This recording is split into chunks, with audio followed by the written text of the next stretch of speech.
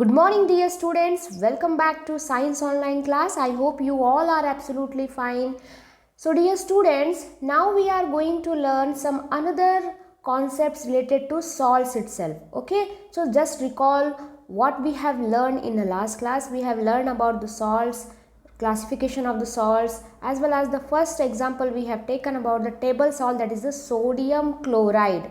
Okay, so we have learned what are the application of brine solution, what are the uses of hydrogen gas, chlorine gas, as well as the sodium hydroxide gas.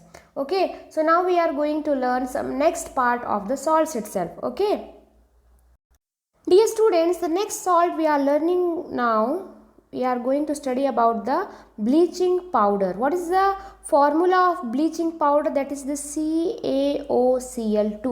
Okay, so dear students, the question can be asked, what is the formula of bleaching powder? Then yeah, you must to remember this formula itself, that is the CaOCl2. This is the formula of bleaching powder. Okay, so bleaching powder is also known as the chloride of lime. So the question can be asked, the substance which is chloride of lime is known as. Okay, so at that situation you must to remember this bleaching powder formula. So it is solid and yellowish white in color. So bleaching powder you may observe at your home itself. For cleaning purpose we are using the bleaching powder, is it? So this is one of the type of salts. So bleaching powder can be easily identify the strong smell of chlorine. So dear students, the smell of chlorine is very strong in the bleaching powder, so easily we can recognize where is the bleaching powder are there. Okay, so let's discuss how we can obtain the bleaching powder, the preparation of bleaching powder.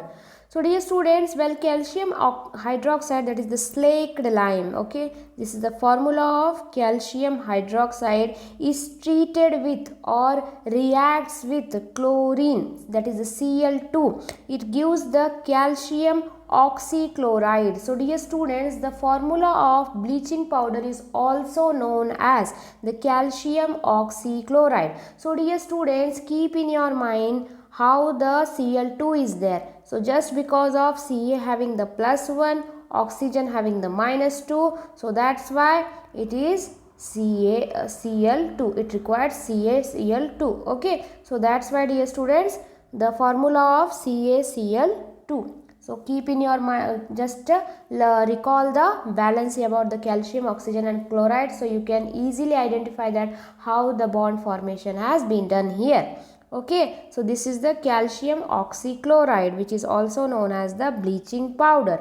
Okay, it gives rise the H2O. So dear students, here this is the base, this is the chlorine is nothing but the, you just keep in your mind as a gas itself. Okay, so here the calcium hydroxide is reacts with, it gives the calcium oxychlorides with the formation of water. So the question can be asked, write the preparation of the calcium oxychloride.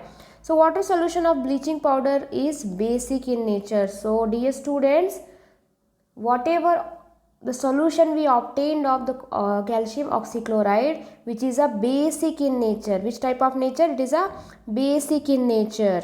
Now let's go for the next aspects. So the term bleach means removal of color.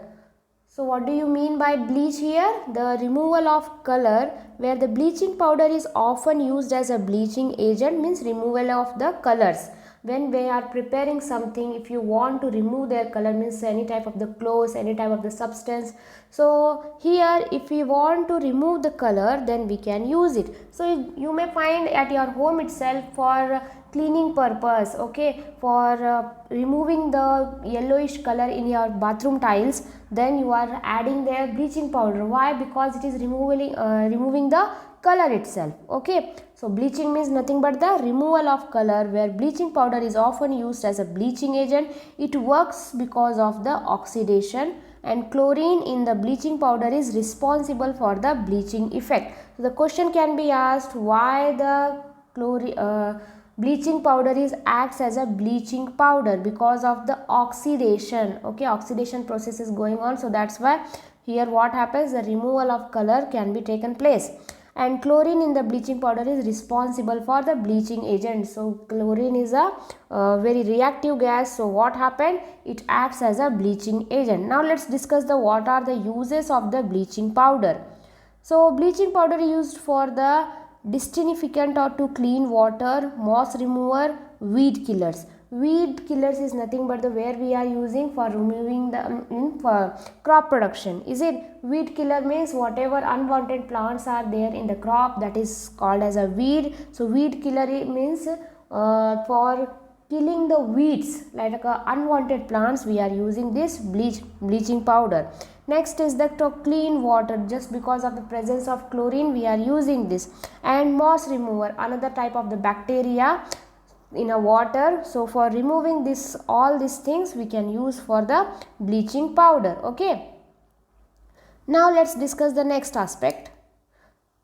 Bleaching powder is used for the bleaching of cotton in textile industries, bleaching of wood pulp in a paper industries. So dear students, that's why it is a bleaching powder, means it is a removing of color. So that's why for bleaching purpose we are using the cotton in a cotton in textile industry. Textile industries means it is nothing but the preparation of clothes. And bleaching agent, so dear students, when we are preparing the paper, so if you go for the craft process from the woods, so what is the color of woods, is the brown in color. So if you want to add their white color, okay, so that's why we have to need it. Otherwise how your paper will come, it's come like a brown itself. So for removing the color of wood, we have to add their bleaching powder, then only it is possible to get a white papers. Okay, so this is the bleaching of wood pulp in a paper industries. Next is the bleaching powder is used as an oxidizing agent in many industries such as a textile industries, paper industries. Already we have discussed this thing. So let's go for the next aspect, that is the baking soda. So dear students, where we are using this baking soda, in your home itself, is it? So what is the formula of baking soda? That is the NaHCO3. So it is another important product which can be obtained by using byproducts of chlor-alkali process. Okay, so dear students, as per your syllabus, you don't have a chlor-alkali process, so don't focus on the chlor-alkali process, but you can write the question as baking soda is another important which can be a byproducts of chlor-alkali process. So the chemical name of the baking soda is a sodium hydrogen carbonate, NaHCO3, or sodium biocarbonate. Okay, so what is the formula is NaHCO3. So dear students, if it is only NaCO3, then it is a sodium carbonate. If it is a H is present, so you can also call as a sodium hydrogen carbonate, or you can say sodium bicarbonate. Okay, so here for preparing the bread soda, cooking soda, bicarbonate of soda, sodium bicarb of soda, or simply bicarb. Bicarb means bicarbonate, sodium carbonate, sodium bicarbonate. Okay, so this is the full form of bicarb. Okay, so are some other names of the baking soda. Okay, so here the another names of the baking soda is cooking soda, bread soda, bicarbonate of soda, sodium bicarbonate, bicarbonate of soda, or simply bicarbonate. So these are the some another names of the NaHCO3, that is the baking soda. So how we can get this baking soda? So for making this purpose, baking soda is obtained by the reaction of brine with the carbon dioxide. So dear students, this is the brine solution. What is the formula of brine solution? That is the NaClH2O. So here it is the brine carbon dioxide. So what is the brine carbon dioxide? Brine means NaCl is acts with the CO2. So it is a brine with the carbon dioxide and the ammonia. Okay, so here NaClH2O, so you can write as it is H2O itself. So here CO2, NH3 we have to add here extra for getting this NH4Cl. Okay dear students, so just practice this equation. It is a little bit difficult, but while remembering it is very easy for you. Okay, so it is the baking soda. So what are the properties of the sodium bicarbonate? So where we are observe this properties of sodium bicarbonates, first we have to keep in your mind how it looks like. Okay, so physical properties we have to discuss here first. So sodium bicarbonate is a white crystalline solid. Yes, you can observe at your home itself, but it appears as a fine powder. Okay, it is actually crystalline solid, but you can get as a fine powder itself. As well, it is a amphoteric in nature. So dear students, what do you mean by amphoteric in nature? Amphoteric is nothing but the substance which acts with the acid as well as base is called as a amphoteric substance. So this is the amphoteric substance. So sodium hydrogen carbonate is sprangly soluble in water. So it is a sprangly soluble in water.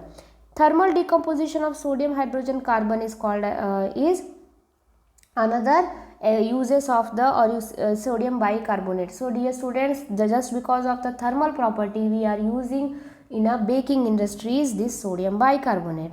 So let's discuss how the reaction is going on when the baking soda is heated. So during cooking process what happened, it decomposes into sodium carbonate, carbon dioxide and the water.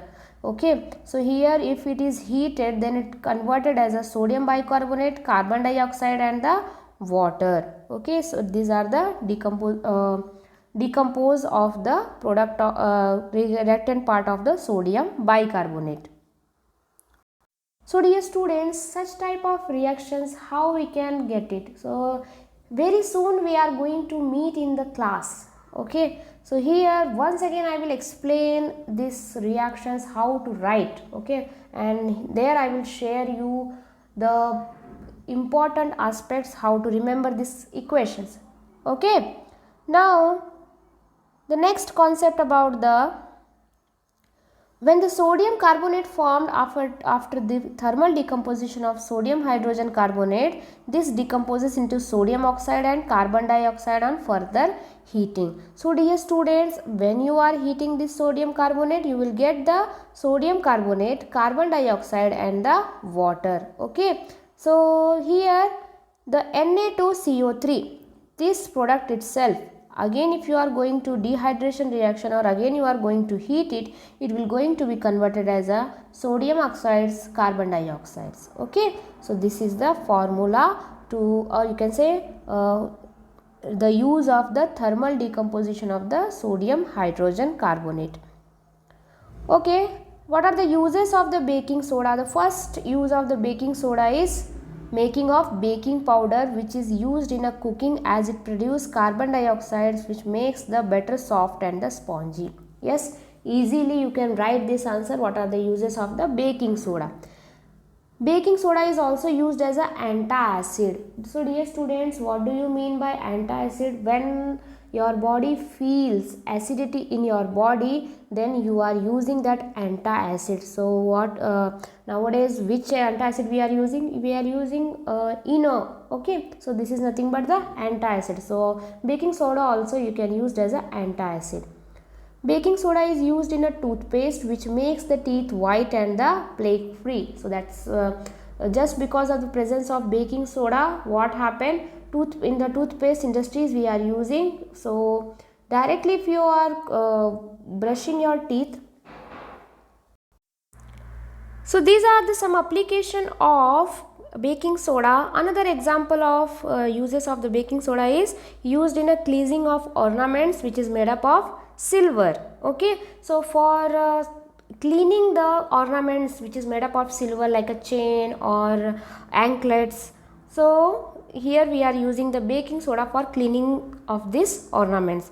Next is the sodium hydrogen carbonates gives the carbon dioxides and the sodium oxide on strong heating. So thus it used as a fire extinguisher. So fire extinguisher means for exhibit the fire. Okay, so it is nothing but the fire extinguisher. So these are some examples of uses of the baking soda. So dear students, what are the uses of the baking powder? Baking powder is produces carbon dioxide on heating, so it is used to cooking to make the batter spongy. Already we have discussed the same process, that is when sodium bicarbonate is heating, it gives the Na2CO3, that is the sodium carbonate, carbon dioxide and the water. So the sodium carbonate thus produced makes the taste bitter. Okay, so these are some example of baking powder. So dear students, here we have completed the concept of salts. Soon we are going to start with the next concept, that is the metals and the non-metals. So dear students, whatever we have discussed, I will share this PDF in class group. So just you can utilize this PPT as well, which is you will get in the form of PDF. So whatever important points we have discussed, you can take from there. So dear students, let's meet in the next class. Have a good day. Bye bye.